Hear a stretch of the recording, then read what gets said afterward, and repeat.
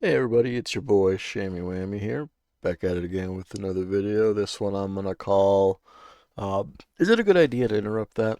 And we're just gonna go over Nexus Point Xenas here really quickly, and just kind of cover all the important kicks and interrupts that are kind of mandatory once you hit 13 plus, really. Now I know with gear we'll be able to kind of brute force it, but we're gonna start here on this left side. Important things to kick here are gonna be the Arcane Explosion from the Core Right Arcanist when it does cast that. Now that is also a channel, so if your kick is down from like kicking an Umbral Bolt, for example, uh, as a shaman, you can use your Capacitor Totem to stun that, or any other class can use it. A form of kick or hard CC, because it is a channel, it'll also go on cooldown if it's once the channel itself starts. So that's the most important interrupt slash CC. The other most important thing on this side that you can manage is going to be, I believe, the area denial. I think it comes up here in a second. I forget what it's called. But yeah, this circle here, or I think it's called suppression field. That's what it's called. So that can be removed with the snare. You have two options as a shaman to remove that. You can either spirit walk on a 1 minute cooldown, or you can go into your ghost wolf form if you're talented into, I believe it's called thunderous pause, which also removes the snare effect. So you have two ways of removing it. Now thunderous pause is on a 20-second internal cooldown once you've used it. So you just want to make sure you're tracking that somehow. I believe I do have it tracked here on my end. Um, and just that's how you get rid of it on yourself. Other classes have their own ways of dealing with it. But for Shaman, that's how you deal with it. Now, there is an option you can, if you feel like you need to, you can talent into, I forget the node, right under the, oh, I'm drawing a blank. Windrush Totem. There's a choice node there where you can have it remove snares on the group. So if like there's three or four of them out, I don't believe there's more than one right now because we only have one Arcanist. But if like you pull three Arcanists, if your tank does that, you can drop a totem down if you're talented into it, Windrush Totem, and it'll remove the snares that way. The other key point with that suppression field is try not to move. It does group damage. If you have to reposition to stay out of it, obviously, or move away from a fellow melee, do so, but keep movement to a minimum. That's pretty much it for the left side. The other important thing here is the Circuit Seers. When they're casting Arcing Mana, if there's a lot of group damage, just run a pop at your defensive. I think it's called Astral Shift. It's pretty powerful. I was doing just a 12, so I didn't really need to too much.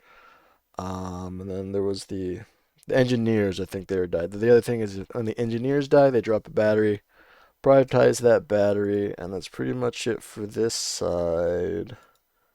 Now, when it comes to the boss, boss has three mechanics. It's pretty straightforward. These lines will spawn. If here I get the core right reflex charge, yeah, that's what it's called. Wait till the lines turn blue, then you can break them. You want to break as many as possible. So there I was able to break two. The other thing is these circles.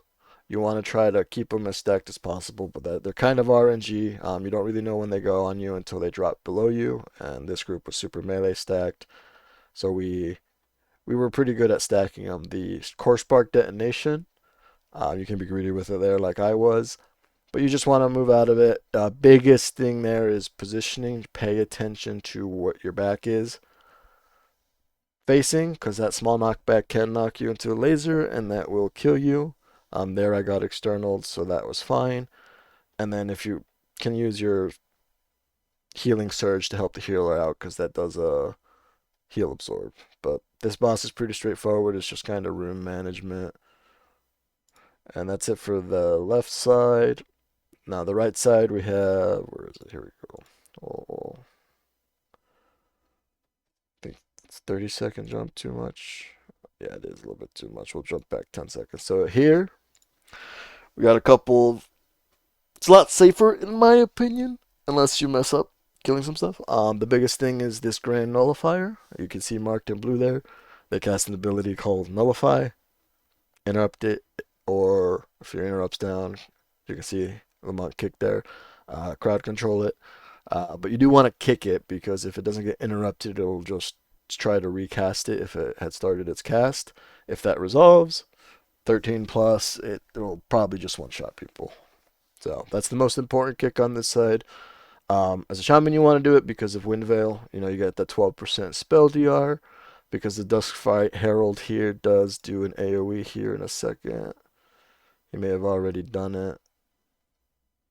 But when he's doing it, yeah, Dark Beckoning, there it is. So with it, you just want, you want to make sure you're getting the kicks if you can because it helps you stay a little bit safer. And then obviously watch these lines and avoid them. There is a priority mob when it does spawn on this side. Those are going to be the smudges you see here.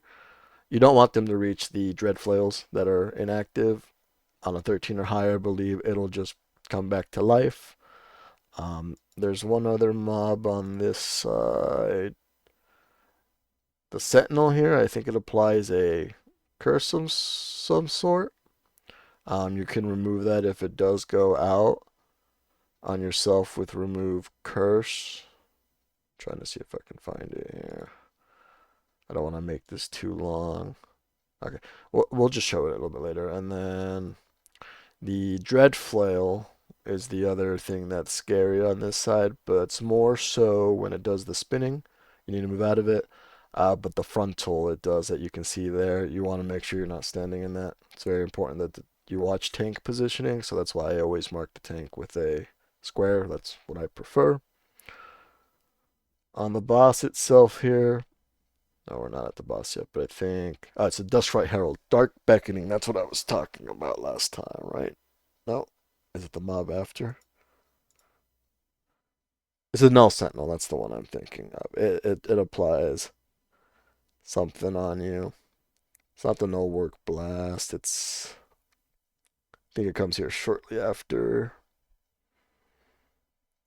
Dread Blow. So what that does, two things here actually. So what the Dread Blow does is it applies a curse when something dies. You can cast Remove Curse on yourself and get rid of that. And you can see there's a shield on it now. That's because of the latched Scroungers. Forgot to mention them a little bit earlier. They catch Leech Veil. Now you cannot interrupt that with your Wind Shear. You can, however, hard crowd control it with your Capacitor Totem. That'll stop the channel and just remove the shield so you don't have to DPS through it. Shaman's not the greatest because, again, that 2-second delay. But any other class that has, Shockwave, Monk Kicks, stuff like that, that helps you out, but you can decurse, and that's how you deal with the Leech Veil. Boss is pretty straightforward. Umbral Lash is the tank buster. You want to kick the nullifiers. And then for this ability, you can wait to run out. I see a lot of melee Eclipse Step running out, like right as the circle spawns. Here, I didn't really move because I could see that my melee weren't in range.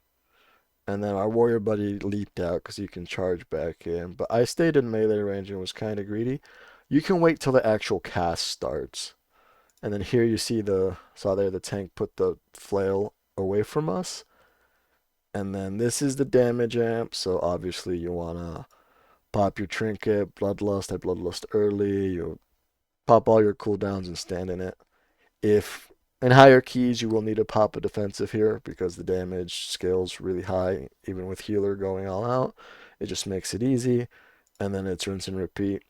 Usually 2 cycles at like 14 plus is what you need minimum, unless you get lucky with procs on everything. And that's it for that side. This middle side, we have the lingering images. They just do a flare. So the Arcanists are still here, so obviously same things, kicks them. Oh, he asked if we wanted to do more, but I had to leave after this. Let's say fast forward here. So the important thing with this as a melee is you want to watch out. There was the Arcanist right there for the Luciferian Flare. It's that big frontal. It will daze you, so you just don't want to get hit by that. And then On the bridge, what you can do, there's a little nice little thing, is these flare bats. You can see with my nameplates, I'm using Platinator, by the way. You can purge that buff off them. That makes it so when they die, they don't drop the circle that heals, and then the radiant swarms take extra AoE damage from AoE effects. So if you're ranged, it wasn't really an issue here because we're all melee minus the healer, but if you're ranged, try to stack up with the group and then like hard CC them to keep them from smacking you or pop a defensive, and then they just kind of fall over. So the bridge is pretty tame because we did that triple pull. Flare bat, I'm gonna purge it. Now these Lightrougts, they're actually super dangerous in higher keys. Not only do they chain cast bolts that like chunk you for a quarter of your health, they also put a really nasty debuff out on people that the healer can.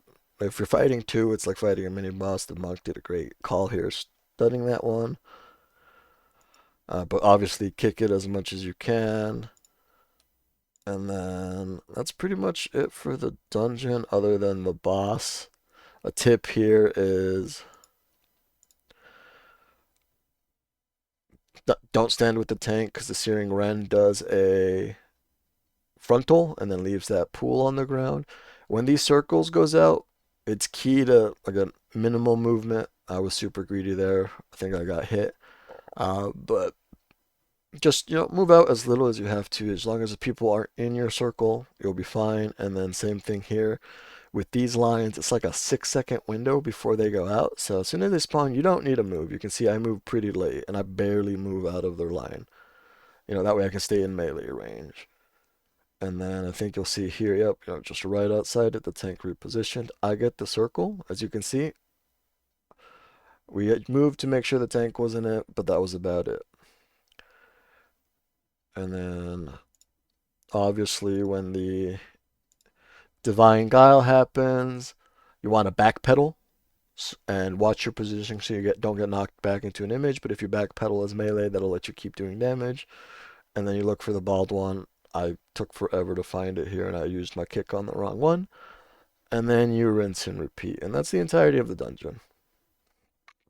Again, I want to thank everyone for watching. Don't forget to like, comment, and subscribe. And I'm definitely happy to take any feedback or criticism.